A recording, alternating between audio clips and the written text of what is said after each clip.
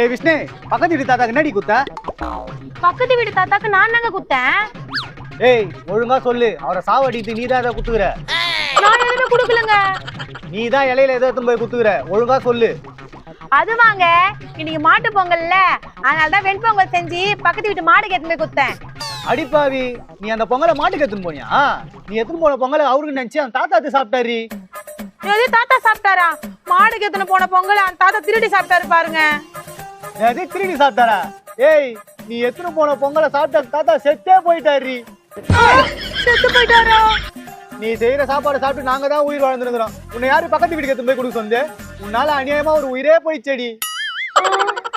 உன்னை பிடிக்கதான் போலீஸ் வந்துருக்குது, இரு நான் போய் கூட்டின்னு வரேன். போலீஸ் வரப்போது ராமா பண்றது உடைசே அவங்களுக்கு ஒரு பிளேட் பொங்கல் குத்தலாம்.